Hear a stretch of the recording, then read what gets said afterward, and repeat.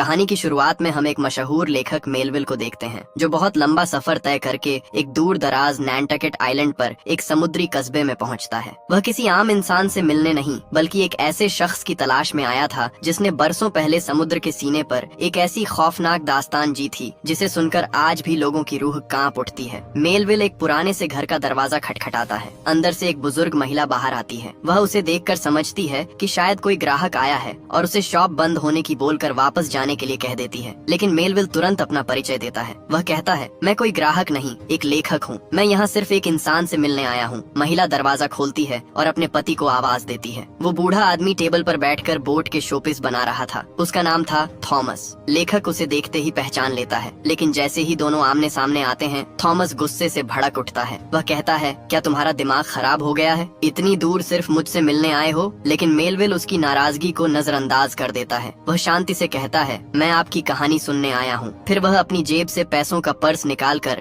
Thomas के सामने रख देता है और कहता है, अगर आपने मुझे पूरी सच्चाई बता दी कि उस द एसेक्स जहाज के साथ क्या हुआ था तो ये सारे पैसे आपके हैं। लेकिन थॉमस बिना एक पल सोचे उस पेशकश को ठुकरा देता है। वह कहता है, आखिर तुम जानना क्या चाहते हो? अगर कहानी ही चाहिए तो सरकारी रिकॉर्ड पढ़ लो, वहाँ सब कुछ लिखा मिलेगा। लेकिन मेलविल जवाब देता है, मुझे कागजों में लिखी कहानी नहीं चाहिए, मुझे वह सच सुनना है, उस व्हेल के बारे में जानना है जिसे सिर्फ आपने अपनी आंखों से देखा है। इतना सुनते ही थॉमस का गुस्सा और बढ़ जाता है। वह ऊंची आवाज में कहता है, मुझे कुछ नहीं पता, यहाँ से चले जाओ। लेखक मायूस होकर वहाँ से जाने लगता है, लेकिन तभी थॉमस की पत्नी उसे रोक लेती है। वह अपने पति की तरफ से माफी मांगती है और कहती है, इन्होंने आज तक यह कहानी किसी को नहीं सुनाई, यहाँ तक कि मुझे भी नहीं, इसीलिए मुझे एक बार उनसे बात करने दो। फिर वह थॉमस से गुजारिश करती है कि अब इतने सालों बाद अपने दिल का बोझ हल्का कर दीजिए। कुछ पल खामोशी छाई रहती है। आखिरकार थॉमस मान जाता है। सच तो यह था कि उनकी आर्थिक हालत बेहद खराब थी। उन्हें पैसों की सख्त जरूरत थी। इसी वजह से वह लेखक को अपनी कहानी सुनाने के लिए तैयार हो जाता है। थॉमस गहरी सांस लेते हुए कहता है, मैं तुम्हें उतना ही बताऊंगा जितना कोई इंसान सहन कर सके,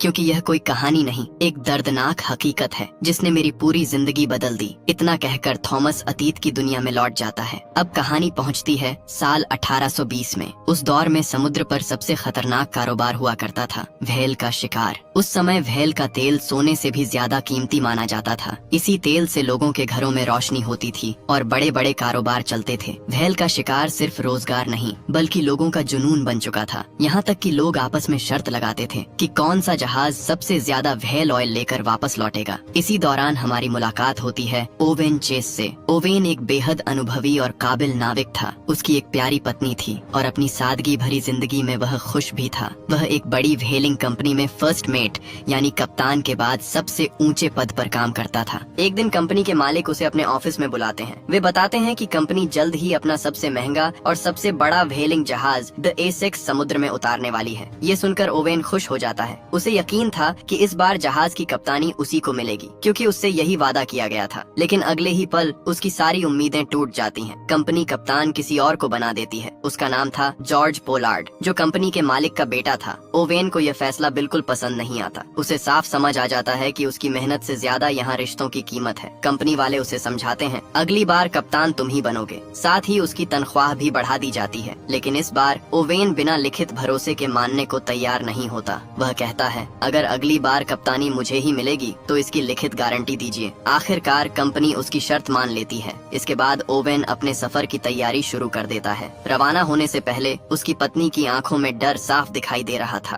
क्योंकि वो प्रेग्नेंट थी और वो चाहती थी कि मुश्किल वक्त में उसका पति उसके साथ रहे। पर ओवेन ज्यादा पैसे कमाना चाहता था ताकि अपने बच्चे को खुशियाँ दे सके। इसीलिए जब वो रुकने के लिए नहीं मानता तो वह ओवेन का हाथ पकड़कर कहती है, मुझसे वादा करो कि तुम जिंदा वापस लौटोगे। इतना कहकर वह उसे अपने गले से निकालकर एक लॉकेट देती है ताकि मुश्किल वक्त में उसे अपना यह वादा हमेशा याद रहे। उधर जॉर्ज पोलार्ड भी अपने पिता से विदा ले रहा था। उसका पिता गर्व से कहता है, जाओ बेटा और जीत कर वापस लौटना, और याद रखना तुम्हें जहाज पर कैप्टन बनकर रहना है ना, कि दोस्त बनकर तुम उनके सुपीरियर हो। ये बात कभी मत भूलना और ना ही उन्हें भूलने देना। कुछ ही देर बाद पूरा जहाज रवाना होने के लिए तैयार हो जाता है। उन्हें विदा करने के लिए बंदरगाह पर भारी भीड़ जमा थी। उसी बोट पर एक छोटा पतला दुबला सा लड़का भी मौजूद था। उसका नाम था थॉमस। हाँ, यही वही बूढ़ा थॉमस था जो आज इतने साल बाद ये कहानी सुना रहा है। ये उसकी जिंदगी का पहला समुद्री सफर था। जहाज पर ओवेन का बचपन का दोस्त भी मौजूद था। इसी बीच पहली बार कप्तान जॉर्ज और ओवेन आमने सामने आते हैं और पहली मुलाकात से ही दोनों के बीच तनाव पैदा हो जाता है। जॉर्ज बार बार अपने कप्तान होने का रौब दिखाने लगता है, जबकि ओवेन अनुभव में उससे कई गुना बेहतर था। लेकिन कप्तान होने की वजह से ओवेन चाहकर भी कुछ नहीं कह पाता। कुछ ही देर बाद जहाज समुद्र में आगे बढ़ता है। अचानक जहाज एक खतरनाक जगह पर फंस जाता है। हालात इतने बिगड़ जाते हैं कि किसी भी पल जहाज डूब सकता था, लेकिन ओवेन अपनी सूझबूझ और अनुभव से सब कुछ संभाल लेता है। ये देखकर सभी उसकी तारीफ करने लगते हैं। बस एक इंसान था जिसे यह बिल्कुल पसंद नहीं आया, और वह था कप्तान जॉर्ज। उसे ओवेन की काबिलियत से जलन होने लगती है। उसी रात खाने की मेज पर वह जानबूझकर ओवेन की बेइज्जती करता है। वह ताना मारते हुए कहता है, आखिर तुम एक मामूली किसान के बेटे ही तो हो।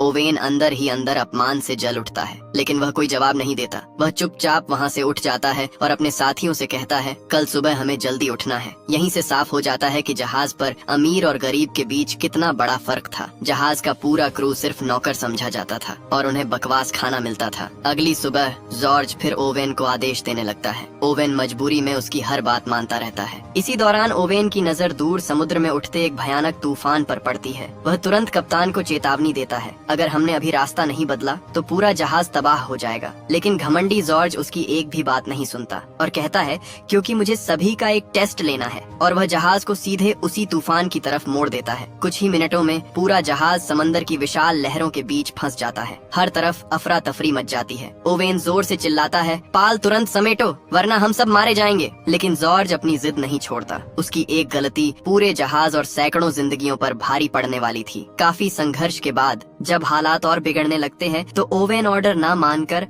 पाल की रस्सियां काटकर गिराने लगता है। वे किसी तरह उस भयानक तूफान से बच निकलते हैं। लेकिन हैरानी की बात यह थी कि गलती अपनी होने के बावजूद जॉर्ज ओवेन को माफी मांगने के लिए कहता है। इतना ही नहीं, वह ऐलान कर देता है कि अब वे बिना एक भी भेल का शिकार किए वापस लौटेंगे, और वो सारा इल्जाम ओवेन के ऊपर डाल देगा कि उसने कैप्टन के आर्डर नहीं माने, जिससे शिप को भारी नुकसान हुआ। ओवेन यह सुनकर हैरान रह जाता है। वह कप्तान को समझाता है, अगर हम खाली हाथ लौटे तो न सिर्फ कंपनी बल्कि उन सभी परिवारों का भविष्य बर्बाद हो जाएगा जो हमारी कमाई पर निर्भर हैं। काफी देर तक समझाने के बाद आखिरकार जॉर्ज मान जाता है और जहाज वापस लौटने के बजाय समुद्र की और भी गहराइयों की तरफ बढ़ जाता है। लेकिन उन्हें बिल्कुल अंदाजा नहीं था कि आगे उनका सामना समुद्र के सबसे खौफनाक शिकारी से होने वाला है। करीब 3 महीने तक समंदर में भटकने के बाद आखिरकार जहाज उस इलाके में पहुंच जाता है जहां बड़ी तादाद में व्हेल मौजूद थीं। बिना वक्त गंवाए सभी शिकारी अपनी छोटी छोटी नावों में बैठकर शिकार के लिए निकल पड़ते हैं। ओवेन भी अपने हारपून के साथ एक विशाल व्हेल का पीछा करता है। पहले तो व्हेल पूरी ताकत से बचने की कोशिश करती है, लेकिन आखिरकार ओवेन उसे मार गिराता है। इसके बाद उस भारी भरकम व्हेल को रस्सियों की मदद से जहाज तक खींचा जाता है। अब शुरू होता है सबसे मुश्किल काम, उसके शरीर से तेल निकालना। इसके लिए किसी इंसान को व्हेल के अंदर उतरना पड़ता था और पतला दुबला होने की वजह से यह जिम्मेदारी थॉमस को दी जाती है। दिन गुजरते जाते हैं, लेकिन उन्हें दूसरी कोई व्हेल नहीं मिलती। उधर उनका राशन भी तेजी से खत्म होने लगता है। मजबूर होकर वे एक छोटे से द्वीप पर रुकते हैं ताकि खाने पीने का सामान इकट्ठा कर सकें। वहीं उनकी मुलाकात एक दूसरे व्हेलिंग कप्तान से होती है। उसकी हालत देखकर साफ पता चल रहा था कि वह किसी भयानक हादसे से गुजरा है। उसका एक हाथ भी नहीं था। वह उन्हें अपनी आखिरी समुद्री यात्रा की खौफनाक दास्तान सुनाता है। वह कहता है, हम समंदर के उस हिस्से तक पहुंच गए थे, ऑफशोर ग्राउंड्स जिसे लोग समंदर का दिल कहते हैं। वहाँ सेकंडो व्हेल मौजूद थी जिससे 3000 से ज्यादा तेल के बैरल भरे जा सके। पर फिर वहीं हमारा सामना एक ऐसी सफेद व्हेल से हुआ जो किसी भी आम व्हेल से कई गुना ज्यादा विशाल और ताकतवर थी। वो करीबन 100 फीट लंबी थी। उसने अकेले ही हमारा पूरा जहाज तबाह कर दिया। मैं किसी तरह बच निकला, लेकिन मेरा पूरा दल वहीं मारा गया। उसकी बात सुनकर ओवेन के साथी हंसने लगते हैं। उन्हें लगता है कि यह सब सिर्फ एक मनगढ़ंत कहानी है। बेइज्जत होकर वह कप्तान वहाँ से चला जाता है, लेकिन जॉर्ज के दिल में लालच पैदा हो चुका था। अब वह उसी जगह पर जाकर सैकड़ों व्हेल के ऑयल बैरल भरना चाहता था था, साथ ही वो उस व्हाइट व्हेल को भी मारना चाहते थे ताकि उनका नाम हमेशा के लिए इतिहास में दर्ज हो जाए। और इसी लालच में पूरा जहाज उस अनजान समंदर की तरफ बढ़ जाता है। करीब 14 महीने बाद आखिरकार वे उसी जगह पहुंच जाते हैं जहां उस रहस्यमयी व्हेल के होने की बात कही गई थी। सभी लोग हारपून लेकर अपनी अपनी नावों में सवार हो जाते हैं क्योंकि उनके सामने काफी सारे व्हेल का झुंड था और अब वो उनका शिकार करने लगते हैं। लेकिन तभी अचानक ओवेन की नाव पर किसी जबरदस्त चीज का हमला होता है। एक ही झटके में पूरी नाव पलट जाती है और सभी लोग समंदर में जा गिरते हैं। जब वे संभल कर ऊपर देखते हैं तो पहली बार उनकी नजर उस दानव जैसी सफेद व्हेल पर पड़ती है। वह बिल्कुल वैसी ही थी जैसा उस घायल कप्तान ने बताया था। उसका आकार देखकर सबकी सांसें थम जाती हैं। कुछ पल बाद वह व्हेल गहरे समंदर में गायब हो जाती है। मौका देखकर बाकी शिकारी दूसरी व्हेल का शिकार कर लेते हैं, लेकिन यह देखकर सफेद व्हेल बुरी तरह भड़क उठती है। वह सीधे उनके मुख्य जहाज की तरफ दौड़ पड़ती है। एक जोरदार टक्कर और पूरा जहाज हिल जाता है। दूसरी टक्कर में जहाज टूटने लगता है। तीसरी टक्कर के बाद वह धीरे धीरे समंदर में डूबने लगता है। दूर अपनी नाव से यह सब देखकर जॉर्ज घबरा जाता है। वह तुरंत वापस जहाज की तरफ लौटता है, लेकिन तब तक बहुत देर हो चुकी थी। जहाज तेजी से डूबने लगता है। मजबूर होकर वह सबको जहाज छोड़ने का आदेश देता है। अब पूरे दल के पास सिर्फ 3 छोटी छोटी नावें बची थीं। वे डूबते जहाज से जितना थोड़ा बहुत राशन बचा सकते थे उतना अपने साथ ले लेते हैं, पर ओवेन जहाज पर ही रह गया था और अब व्हेल ऑयल में आग लगने से तेज धमाके होने लग गए थे, जिससे वो सभी छोटी नावें लेकर आगे बढ़ जाते हैं। पर ओवेन जो जहाज से राइफल उठा रहा था, वो जब जहाज में आग लगी देखता है तो वो पानी में कूदकर अपनी जान बचा लेता है और बोट पर आ जाता है। अगली सुबह वे नक्शा देखकर अपनी दिशा तय करने की कोशिश करते हैं, लेकिन तभी एक और भयानक तूफान उन्हें घेर लेता है। इस तूफान में ओवेन का बचपन का दोस्त बुरी तरह घायल हो जाता है। उसके माथे पर गहरी चोट आई थी। दिन बीतते जाते हैं। ओवेन लगातार उसकी देखभाल करता रहता है, लेकिन बाकी लोग उसे बोझ समझने लगते हैं। 1 महीना गुजर जाता है। अब उनका सारा खाना पानी खत्म हो चुका था। भूख से सबकी हालत मौत जैसी हो गई थी। तभी एक नाविक दूर जमीन देखता है। सबकी आंखों में उम्मीद लौट आती है। वे तेजी से उस द्वीप की तरफ बढ़ने लगते हैं, लेकिन जैसे ही वे किनारे के करीब पहुंचते हैं, ओवेन को कुछ अजीब महसूस होता है। अचानक वही सफेद व्हेल फिर सामने आ जाती है। वह उनकी नावों पर हमला कर देती है। नावें बुरी तरह टूट जाती हैं। समंदर की लहरें उन्हें किसी तरह उस द्वीप तक पहुंचा देती हैं। अब उनकी हालत किसी जंगली इंसान जैसी हो चुकी थी। जो भी खाने लायक मिलता वे बिना सोचे खा लेते। ओवेन देखता है कि उसकी वाइफ का दिया लॉकेट उसके गले में नहीं है, जिससे वो काफी परेशान हो जाता है। जॉर्ज आदेश देता है कि ऊंची जगह पर आग जलाई जाए ताकि अगर कोई जहाज गुजरे तो धुआं देखकर उन्हें बचा सके। लेकिन यह द्वीप पूरी तरह वीरान था। यहाँ इंसानों का कोई नामो निशान नहीं था। खाना ढूंढते ढूंढते उन्हें एक गुफा मिलती है। अंदर का मंजर देखकर सबके होश उड़ जाते हैं। पूरी गुफा इंसानी कंकालों से भरी हुई थी। इसका मतलब उनसे पहले भी कई लोग यहाँ फंस चुके थे, लेकिन उन्हें बचाने कोई नहीं आया। अब सबको अपनी मौत साफ दिखाई देने लगती है। आखिरकार वे फैसला करते हैं कि नावों की मरम्मत करके फिर से समंदर में निकलेंगे। हालांकि कुछ लोग वहीं रुकने का फैसला करते हैं। उनमें ओवेन का घायल दोस्त भी शामिल था। ओवेन उससे वादा करता है, मैं वापस आऊंगा और तुम्हें यहाँ से जरूर ले जाऊंगा। 48 दिन बाद समंदर में भटक रहे लोगों की हालत बेहद खराब हो चुकी थी। भूख अब उनकी इंसानियत पर भी भारी पड़ने लगी थी। इसी बीच उनका एक साथी दम तोड़ देता है। पहले वे उसके शव को समंदर में फेंकने का सोचते हैं, लेकिन फिर वे एक ऐसा फैसला लेते हैं जिसकी कल्पना भी कोई नहीं कर सकता।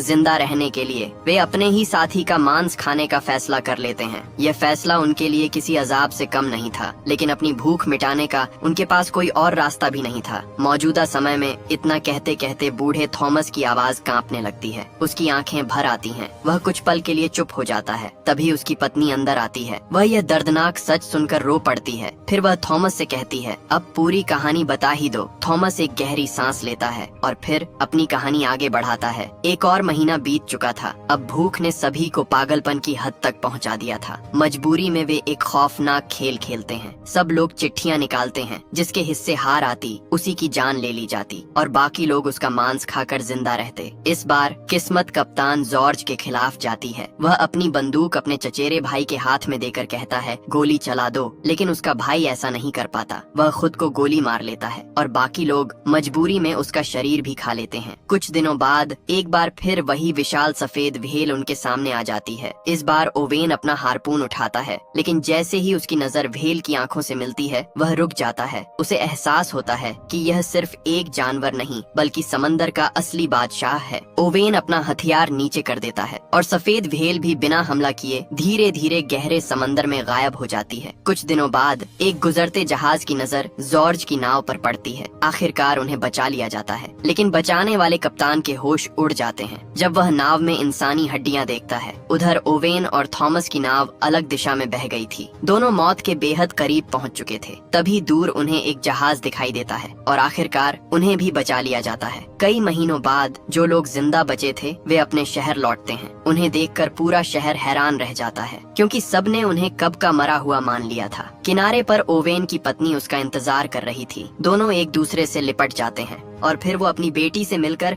काफी खुश होता है। इसके बाद ओवेन और थॉमस आखिरी बार मिलते हैं। ओवेन अपनी व्हेल वाली पिन निकालकर थॉमस को दे देता है। ये व्हेल पिन उसी को मिलती थी जो व्हेल का शिकार करता था। कुछ समय बाद कंपनी ओवेन और कप्तान जॉर्ज को पूछताछ के लिए बुलाती है। ओवेन जानता था कि कंपनी सच कभी सुनना ही नहीं चाहती, क्योंकि अगर लोगों को पता चला कि समुद्र में डीमन है तो शिकारी व्हेल का शिकार करने में डरने लगेंगे और सभी कंपनियां तेल के बिना बंद हो जाएगी। लेकिन ओवेन ने इस सफर के दौरान इतना कुछ गलत कर चुका था कि अब वो आगे कुछ नहीं बोलना चाहता। इसलिए वह जॉर्ज से कहता है, आज कप्तान होने का फर्ज निभाओ और पूरी सच्चाई बता दो। काफी देर की खामोशी के बाद जॉर्ज आखिरकार सारा सच बता देता है, लेकिन कंपनी उस सच्चाई को दबा देती है और लोगों के सामने एक झूठी कहानी पेश की जाती है। इसके बाद ओवेन अपनी नई जिंदगी शुरू करता है। वह अपने उस घायल दोस्त को लेने दोबारा उस द्वीप पर भी जाता है, लेकिन तब तक बहुत देर हो चुकी थी। मौजूदा समय में थॉमस अपनी कहानी पूरी करता है। फिर वह लेखक मेलविल से पूछता है, क्या तुम ये सच्चाई पूरी दुनिया को बताओगे? मेलविल मुस्कुराकर जवाब देता है, हाँ, लेकिन इसे मैं एक ऐसी किताब का रूप दूंगा जो सच्चाई पर आधारित होगी। और वो वहाँ से जाने लगता है, पर थॉमस उसे रोकते हुए कहता है, मैंने सुना है कि पेंसिल्वेनिया में एक आदमी ने जमीन में छेद किया और उसे तेल मिला, पर मुझे नहीं लगता कि ये सच हो सकता है, क्योंकि अभी तक तेल सिर्फ व्हेल से ही निकाला जाता था। कुछ महीनों बाद वही राइटर मेलविल अपनी किताब पूरी करता है, जिसका नाम मोबी डिक रखा जाता है, और वही किताब आगे चलकर पूरी दुनिया में मशहूर हो जाती है।